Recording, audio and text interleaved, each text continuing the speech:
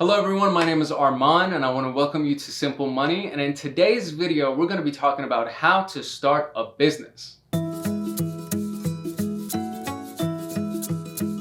Alright, so starting a business is another one of these hot topics that everyone just seems to be drooling over these days, and actually with the unprecedented unemployment numbers that we experienced in 2020, it's almost become a necessity for most families to start a business. And thanks to the power of the good old internet, it has become more practical than ever for anyone to just start a business out of their kitchen, out of their living room, or even out of their garage. Alright, so the question becomes, how does one actually start a business? And to be able to answer that question, we got to try to figure out what actually makes up a profitable business. Now, to keep it super simple, because it's simple money, a business solves problems for people at a profit. Alright, now there are plenty of problems that your business could solve. You could feed people, you could clothe people, you could entertain people, you could teach them something, you could help their lives improve financially, you could put a roof over their heads, you could make their lives less miserable, you could make their daily living more convenient, or you could just sell them some drugs.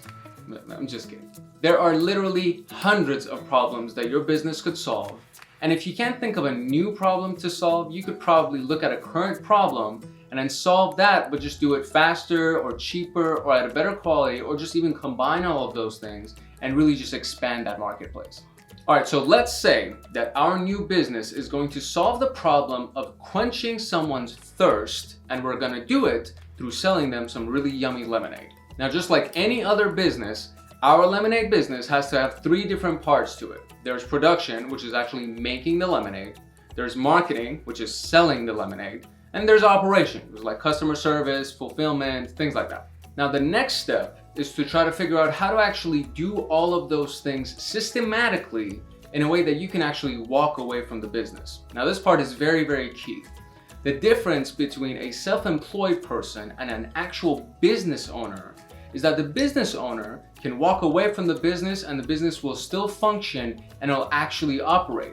Whereas the self-employed person has to be there every single day in order for the business to run and actually operate. Now, a lot of business ventures, a lot of hustles can actually start out as a self-employment opportunity, but eventually, if you want to be able to walk away from the business, you're going to have to figure out how to replace yourself, either through technology or through manpower, and then just figure out how to actually get the day-to-day operations of that business done so that the business will continue to run if you decided to walk away. In our business example that we're actually doing today, you could be the one going and buying the ingredients, then making the lemonade, and then just being in front of the house selling the lemonade. But again, if you want to be able to scale it up, or if you want to be able to walk away from it, you're going to have to figure out how to do those things or replace yourself so that somebody else could do those things for you. Now, real quick, before we get to the next section, I just want to remind you, if you're actually enjoying this video, if you're enjoying the content, I want you to subscribe to the channel. I want you to hit that notification bell so that you actually get notified the next time that we drop a video. All right, let's go to the next section. All right, so when we're thinking about scaling up our lemonade business, there's three ways that we could do this. The first one would be we hire someone to go out and buy the ingredients, then they make the lemonade, and then we get them to go in front of the house and then sell the lemonade.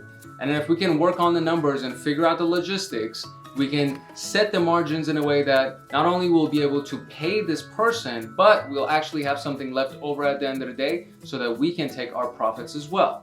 Then we can go ahead and repeat this cycle in front of our friend's house or in front of the store or something like that. You find a new location and then you find a new person and then they go out and do the same thing, and now you're scaling up the business. The second way that we can scale up our lemonade business is to actually figure out what our recipe would be. Then we go out to a bottling company and get them to bottle our lemonade for us. And then we get a contract with different stores, different grocery stores or marketplaces, things like that. And then now we have our bottles of lemonade sitting on the shelves at all of these different stores. And the third way that we can scale up is to actually repeat number two, but instead of trying to go to a physical store, you either sell it through your own website, your own .com, or you go to a marketplace like Amazon and you actually get your bottles of lemonade distributed that way. Alright, now I do understand that I've probably oversimplified this concept a little bit, but I'm trying to deliver a point here. Because you could replace lemonade with t-shirts, you could replace it with technology or gadgets, you can even replace it with insurance. The grand idea here is that if you want to scale up your business or if you want to step away from the business, you're going to have to figure out a way to systemize all of the different steps, the production, the marketing, and the operations so that the business could actually run itself. That way, you could either choose to grow, to scale up the business, or if you wanted to, you could just step away from the business and it'll just continue to run itself.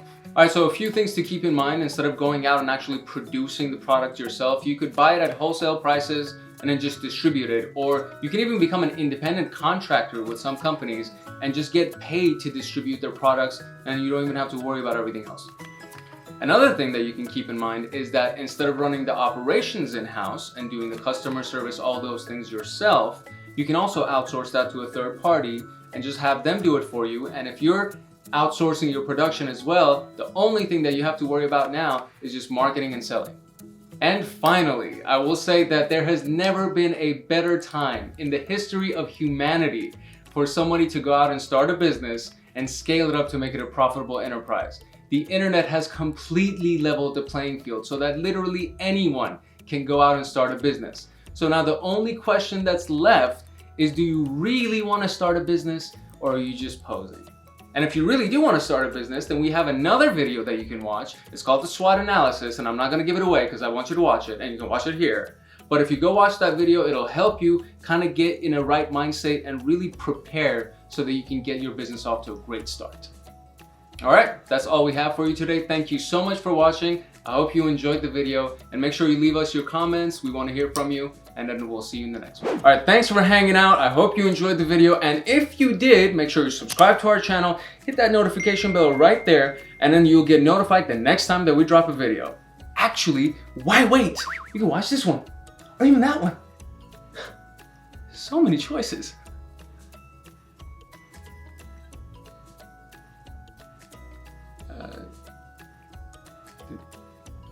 Did you do it? Did they do it? No, they